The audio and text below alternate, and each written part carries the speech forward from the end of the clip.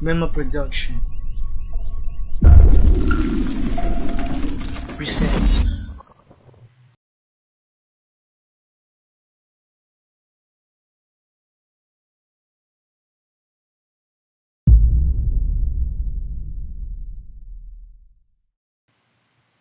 yun ang daddy ko. Magaling siya magmotor. Masaya kami dyan.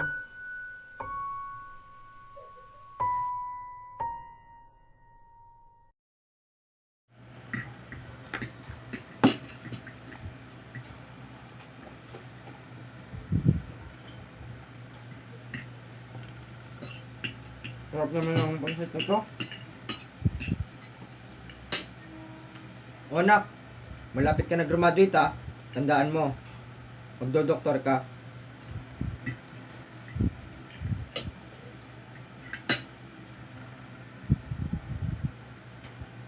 Sige na, ikaw na ang bahala dyan ha. May trabaho pa kayo. May pagkain dyan sa ref. Ingat po to.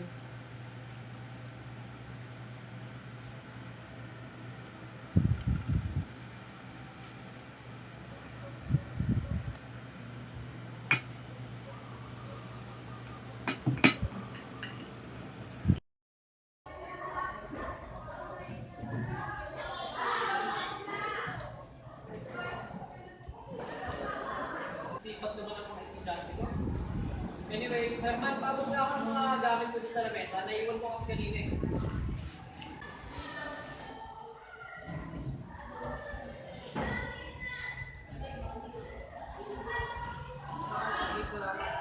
Kuya Herman, alam mo na pakasipag ng bata, panigurado ako magiging successful ka sa buhay. At sigurado na ako proud na proud yung magulang ko sa'yo. So patuloy mo lang sana nga. Thank you mo, sir.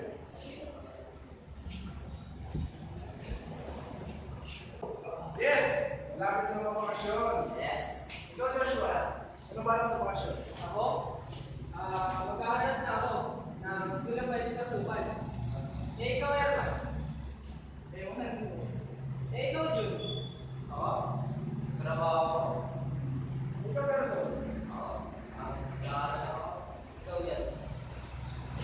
Kasi na lang tayo ba? Tara guys! Tara na, inom ka na. Tara na, inom ka tayo. Okay, na. Hindi man yan.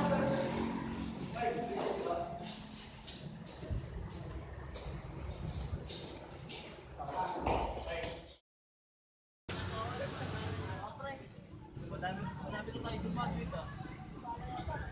Wala ko saan mag-target eh. Ako nga rin yan. Reyes. Bala ko mag-engineering. Eh, ikaw, Herman.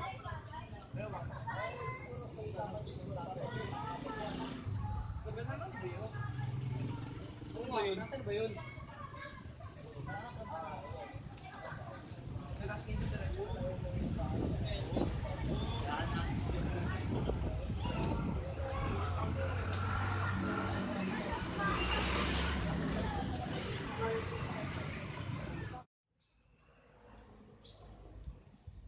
Saan ka trabaho daddy mo? Sa office. Sa office. Anong oras na uwi daddy mo? 8. 8? 8 may depende pag traffic. Ba't ang aga mo na uwi? Masarap matulog eh. Sarap na pa matulog ah. Nga pala boy, may kukwento ako sa'yo boy. Ano mo ba sabi ng mama ko? Payag na payag siya sa sa kursong kukunin ko. Ano ba kukuha? Oh, computer engineering, sabi niya nga eh. Supportahan daw niya ako eh. Ikaw boy, ano sabi ng daddy mo? Doktor?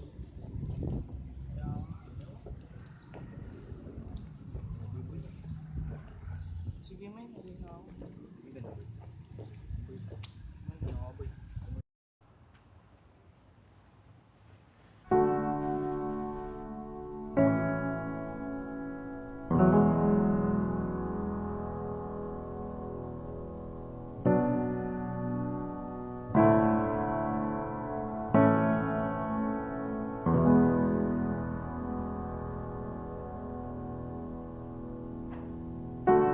There is a house built out of stone. Wooden floors, walls, and windowsills. Tables and chairs warmed by all of the dust. This is a place where I don't feel alone. This is a place where I feel at home.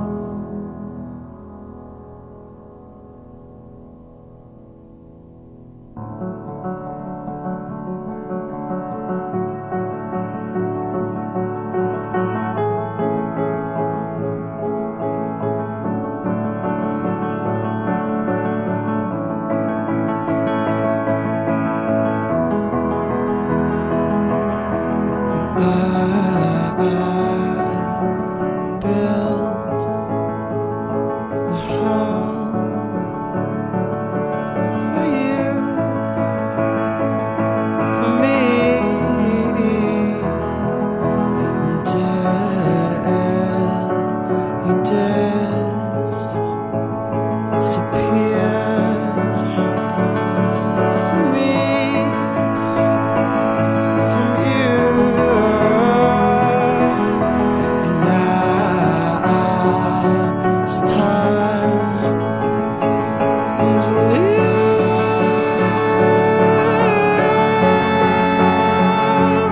and time to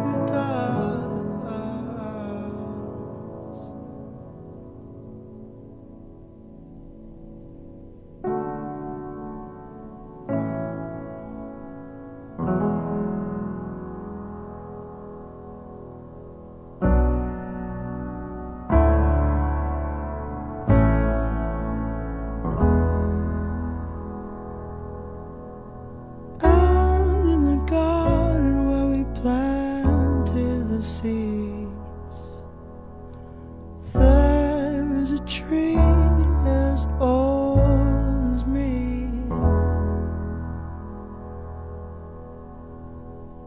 Branches were sold by the color of green. Ground had a rose then past its knees.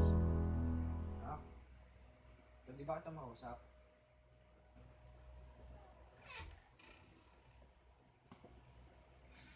Pasensya ka na. Lagi ko na lang iniisip sarili ko. Lagi ko na lang sinasabi na magdo-doktor ka. Hindi ko alam kung bakit hindi ko man lang inisip na isipin ko ano talagang gusto mo eh. Bata pa lang nakikita ko na nahilig ka magpintura, mag-drawing at kung ano-ano pa. Ikaw naman eh, hindi mo man lang saan sinasabi. Takot ka sa akin.